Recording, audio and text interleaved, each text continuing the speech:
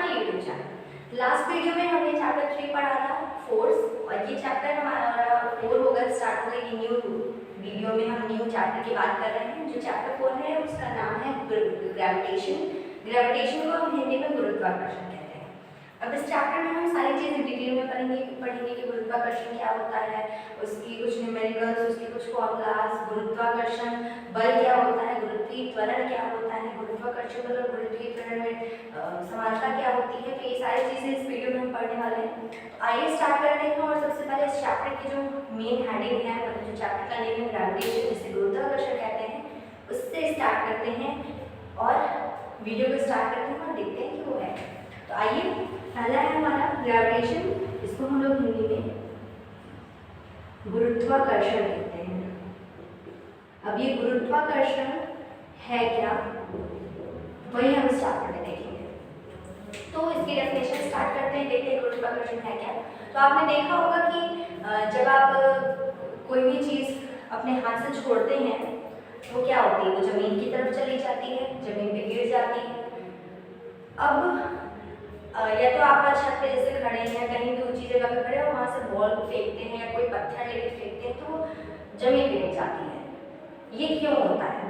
क्योंकि अब देखिए, वो जब आपने उसे छोड़ा तो वो गतिशील हुई, उसमें गति हुई, उसकी गति में जैसे जैसे वो पृथ्वी की ओर गिरती है उसकी गति में वृद्धि होती जाती है। तो ऐसा होता क्यों है? आपने तो पढ़ा है कि न्यूटन का नियम था, कि न्यूटन ने ये नियम बताया था कि कोई भी वस्तु अगर विरामावस्था में है तो उसे गति की अवस्था में अगर लाना है तो हम एक बल लगाना है, या तो गति की अवस्था में और विरामावस्था में उसे लाना है तभी हम उस वस्तु पे बल लगाते हैं, ठीक है, फोर्स लगाते हैं। उसके बाद ही वो कोई भी एक अवस्था दूसरे अवस्था में कन्वर्ट होती है। तो जब हम कोई चीज़ ऊपर से छोड़ रहे हैं तो छोड़ने के बाद हमने उस पर कोई बल तो लगाया नहीं, तो फिर ये गुरुत्वाकर्षण तब छोड़ा नहीं, उसको छोड़ दिया मतलब, और कोई बल तो लगा नहीं उस पर हमारे द्वारा, तो फिर उसकी गति कहाँ से आई, उसकी गति में वृद्धि कहाँ से हुई। तो ये बात न्यूटन ने बाद में इसके ऊपर निष्कर्ष निकाला था, इसके ऊपर कुछ प्रयोग किए। उसके बाद उन्होंने देखा कि एक एप्पल है जो पेड़ से गिर रहा है, तो उन्होंने देखा वो पेड़ से गिरा कैसे है, इसका रीज़न क्या है, तो उस पर उन्होंने प्रयोग किया, चीज़ें निकाली, और उसके बाद वो इस निष्कर्ष पे आए कि कोई भी वस्तु जो पृथ्वी की ओर गिरती है, जो स्वतंत्र होती है, जिसपे कोई बल आरोपित नहीं होता, और अगर हम उसे छोड़ देते हैं पृथ्वी की ओर तो पृथ्वी उस पर एक बल लगाती है जिसको हम गुरुत्वाकर्षण बल कहते हैं।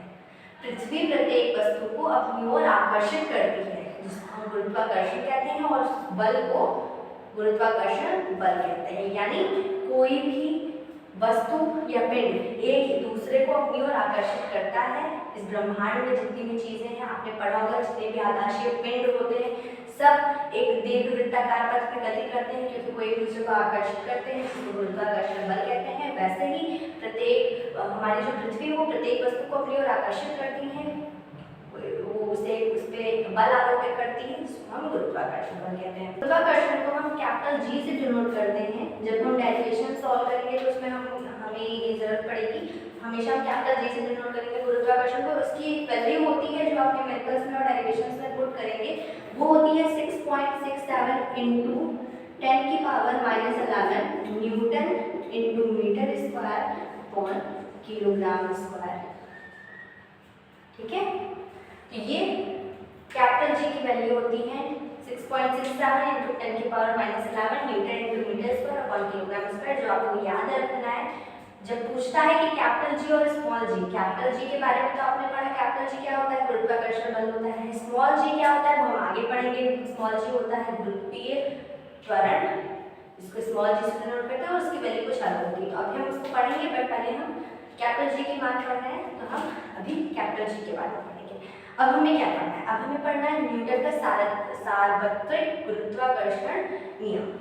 ये सार्वत्रिक गुरुत्वाकर्षण नियम है क्या न्यूटन का, उसी के बारे में हमें पढ़ना है। तो आइए देखते हैं न्यूटन का सार्वत्रिक गुरुत्वाकर्षण नियम।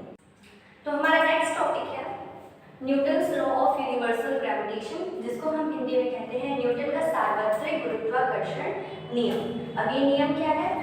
ये नियम है, मान लेते हैं एक फिगर से समझते हैं कि एक यहाँ पे कोई पिंड है जिसका द्रव्यमान यानी मास m1 है, और यहाँ पे एक दूसरा पिंड है जिसका द्रव्यमान M2 है, ठीक है। ये दोनों एक दूसरे को आकर्षित कर रहे हैं, एक बल लगा रहे हैं जिसको हम फोर्स लगा रहे हैं, और इनकी जो बीच की दूरी है वो r है। तो हमने पढ़ा है कि गुरुत्वाकर्षण, पढ़ा कि कोई भी इस पिंड संसार में जितने भी पिंड होते हैं वो एक दूसरे पिंड को अपनी ओर आकर्षित करता है। तो इससे हमारा नियम ये निकलता है कि ये जो फोर्स होता है, ये नियम है न्यूटन का कि जो बल होता है वो दोनों द्रव्यमानों जो एक दूसरे को आकर्षित कर रहे हैं उन दोनों द्रव्यमानों के गुणनफल के अनुक्रमानुपाती होता है। ये जो फोर्स होता है F होता है वो m1 यानी पहला द्रव्यमान और दूसरा द्रव्यमान m2 के गुणनफल के अनुक्रमानुपाती होता है। ये हमारा पहला समीकरण हो गया। दूसरा समीकरण होता है कि जो हमारा बल होता है यानी F होता है वो इनके बीच की दूरी के वर्ग के यानी r² के व्युत्क्रमानुपाती होता है। यानी F अनुक्रमानुपाती होता है, व्युत्क्रमानुपाती होता है। व्युत्क्रमानुपाती का होता है 1 और इसके वर्ग की यानी r²। तो ये हमारा समीकरण 2, इक्वेशन नंबर 2। अब समीकरण 1 और 2 को सॉल्व करेंगे। समीकरण 1 और 2, तो समीकरण 1 और 2 से क्या है, हमने देखा कि F जो होता है वो अनुक्रमानुपाती होता है m1 × m2 के, और ये व्युत्क्रमानुपाती होता है r² के। तो हम इसको ऐसे भी लिख सकते हैं। अब हमने पढ़ा है कि जब भी हम अनुक्रमानुपाती का साइन हटाते हैं तो वहाँ पे एक कांस्टेंट आता है जिसको हम हिंदी में नियतांक कहते हैं। तो F के बाद जब ये अनुक्रमानुपाती हटके इज इक्वल टू आएगा तो यहाँ पे एक नियतांक आएगा और इस नियतांक को हम कैपिटल G कहते हैं।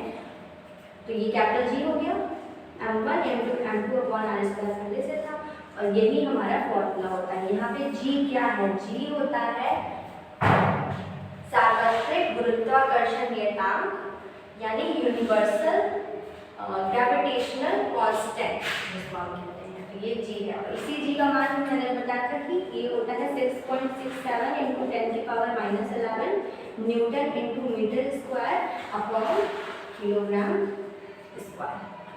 तो ये था, जब आपसे पूछा जाएगा ये क्वेश्चन इंपॉर्टेंट है कि Newton's law of universal gravitation यानी न्यूटन का सार्वत्रिक गुरुत्वाकर्षण नियतांक क्या होता है। तो उसमें आपको ये पूरी फिगर के साथ इसको समझाना पड़ेगा, बहुत छोटा सा है कि F जो होता है वो m1 × m2 यानी इसको लिख भी सकते हैं कि जो बल होता है वो दोनों पिंडों के द्रव्यमानों के गुणनफल के अनुक्रमानुपाती होता है, और F जो यानी बल है वो उन दोनों के बीच की दूरी के वर्ग के व्युत्क्रमानुपाती होता है। और जब हम समीकरण 1 और 2 को साथ में लिखते हैं तो जो F होता है वो m1 × m2 अपॉन r² के अनुक्रमानुपाती हो जाते हैं। और जब अनुक्रमानुपाती का साइन हटता है तो वहाँ पे एक नियतांक आता है। ये नियतांक ज़्यादातर हम K और C रखते हैं जिसका मान 1 होता है, लेकिन यहाँ पे हम नियतांक कैपिटल G मानेंगे जिसका मान 6.67 × 10⁻11 न्यूटन × मीटर² और किलोग्राम स्क्वायर होता है। इसको हम ऐसे भी लिख सकते हैं न्यूटन × मीटर² × किलोग्राम की पावर -2, क्योंकि ये अपॉन में है। जो चीज़ अपॉन में प्लस में होती है ऊपर मल्टीप्लाई में माइनस में हो जाती है, और अगर जो माइनस में नीचे होती है वो ऊपर जाती है तो प्लस में हो जाती है। जैसे कि 1/x है, इसको ऊपर ले जाएंगे तो x की पावर -1 हो जाएगा, क्योंकि यहाँ पावर प्लस में 1 है। और अगर मान लिया कि नीचे दिखा है x की पावर -1 तो ये ऊपर जाएगा तो x की पावर 1 हो जाता है। तो ये तो आइए अब पढ़ने वाले हैं हम ग्रेविटी और ग्रेविटी एक्सेलरेशन के बारे में, जिसको हम गुरुत्व और गुरुत्वीकरण के नाम से जानते हैं। अब ये गुरुत्व और गुरुत्वीकरण है क्या, वही हमें पढ़ना है। तो ये गुरुत्व क्या होता है खाली ये देख लेते हैं। आपको पता है कि कोई भी पिंड एक दूसरे पिंड को जो आकर्षण करता है उस आकर्षण बल को हम गुरुत्वाकर्षण बल कहते हैं। लेकिन हम ये भी कहते हैं कि पृथ्वी या पृथ्वी स्वयं खुद पर या फिर पृथ्वी द्वारा किसी अन्य पिंड पर जो लगाया गया बल होता है वो भी आकर्षण करता है, तो उसको हम गुरुत्वाकर्षण बल कहते हैं। लेकिन ये सही मायने में गुरुत्वाकर्षण बल नहीं कहलाता है, किसी भी पिंड के बीच कहलाता है। लेकिन हम जो पृथ्वी द्वारा किसी चीज़ पर बल लगाया जाता है उसको हम ग्रेविटी यानी गुरुत्व कहते हैं। तो गुरुत्व की डेफिनेशन हो जाएगी कि पृथ्वी द्वारा किसी भी पिंड पर लगाए जाने वाले बल को या आरोपित बल को हम गुरुत्व कहते हैं। यानी जब भी पृथ्वी द्वारा किसी चीज़ पर बल लगाया जाएगा तो उसको हम हमेशा ग्रेविटी ही कहेंगे। और अगर दो पिंडों के बीच में कार्य करेगा, ये भी दो पिंड ही है, एक पृथ्वी पिंड होगी एक और कोई पिंड होगा, उन्हीं के बीच कार्य करेगा। कोई फ्रूट है और कोई हमारी पृथ्वी, इसको खींच लेते दो चीज़ों के बीच ही काम कर रहे हैं। लेकिन ये हमेशा पृथ्वी को छोटी बातें पृथ्वी द्वारा किसी पिंड पे आरोपित बल है और या आरोपित किया जा रहा है, आकर्षित किया जा रहा है, तो उसको हम ग्रेविटी यानी गुरुत्व कहेंगे। अब गुरुत्वीय त्वरण क्या कहलाता है? गुरुत्वीय त्वरण यानी ग्रेविटी एक्सेलरेशन क्या होता है? अगर पृथ्वी द्वारा किसी पिंड पे बल लगाया जा रहा है और वो उस बल के कारण अगर उसमें कोई त्वरण उत्पन्न हो रहा है, पृथ्वी द्वारा किसी वस्तु पर बल लगाया जा रहा है, उसके कारण उसमें त्वरण उत्पन्न हो जा रहा है, तो उसको उस त्वरण को हम गुरुत्वीय त्वरण कहते हैं। अब इसको हम देख लेते हैं फिगर से। मान लिया यहाँ पे कि एक ये हमारी पृथ्वी है, ठीक है, ये हमारी पृथ्वी है, ठीक है, और पृथ्वी जो है इसका ये केंद्र है जिसको हम O कह देते हैं। पृथ्वी की त्रिज्या है, इसको RE करेंगे, और यहाँ पर मान लिया कोई पिंड है जिसको ये आकर्षित कर रहा है T, ठीक है। अब आपको यहाँ से इस पिंड से पृथ्वी तक की दूरी h है, ठीक है। तो अब आप हमें बताइए कि इस पिंड से इसकी त्रिज्या तक की दूरी क्या होगी, केंद्र तक की दूरी क्या होगी? तो क्या आप ये कह सकते हैं कि ये h है, इतनी दूरी यहाँ से यहाँ तक की दूरी h है, और ये इसकी त्रिज्या यानी अब ये त्रिज्या यहाँ से यहाँ की सब बराबर होती है, तो यहाँ से यहाँ तक की h थी और यहाँ से यहाँ तक की दूरी RE है, तो ये पूरी दूरी क्या RE + h कहला सकती है? ठीक है। तो ये हमारा फिगर है इसका। अब यहाँ से हम एक फॉर्मूला बनाएंगे। अब आप यहाँ पे देखेंगे, पहले नोट करेंगे कि माना कि कोई पिंड है जिसका द्रव्यमान m है, ठीक है। तो ये आपको लिखना है कि माना कोई पिंड है जिसका द्रव्यमान m है, उस पिंड से पृथ्वी तक की दूरी h है, पृथ्वी का द्रव्यमान मान लेते हैं me है, पृथ्वी का द्रव्यमान भी मानेंगे me है, क्योंकि दो द्रव्यमान दो पिंडों के बीच में लग रहा है, तो फॉर्मूले में दोनों का द्रव्यमान रखना पड़ेगा, तो इसका द्रव्यमान me है और इसकी पृथ्वी की त्रिज्या जो है वो RE है, इसका केंद्र O है, और पृथ्वी तो ये तो हमें निकालेंगे, बस आपको बस इतनी चीजें लिखनी है।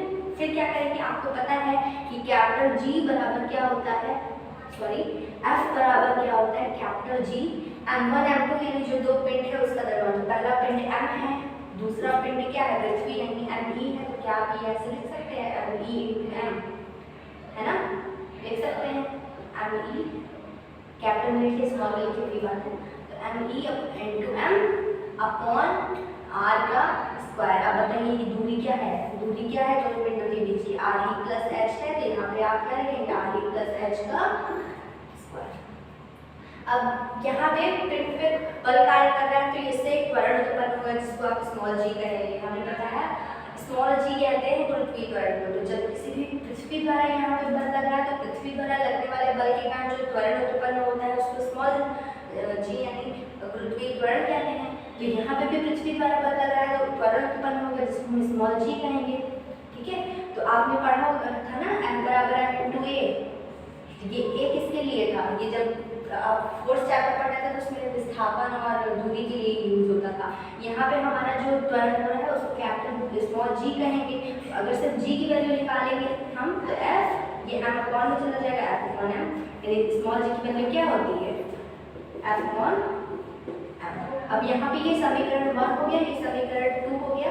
अब समीकरण 2 में समीकरण 1 का मान रखेंगे, ये f के जगह हम इतनी वैल्यू पुट करेंगे, तो g बराबर f के जगह हम पूरी ये वैल्यू पुट करेंगे, g me × m upon RE + h का स्क्वायर, अपॉन में m था, तो ये अपॉन में m यहाँ पे चला जाएगा, m से m कैंसिल, क्या हो गया, g बराबर स्मॉल g बराबर कैपिटल G me एक m तो कट गया, अपॉन RE + h का स्क्वायर।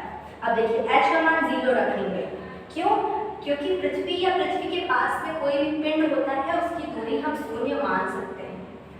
अगर दूरी नहीं दी हुई है तो पृथ्वी के पास में जब कोई पिंड है या पृथ्वी से थोड़ी दूरी पे भी है तो हमेशा हम उसकी दूरी को 0 मान सकते हैं, तो h बराबर 0 मानने पर, ठीक है।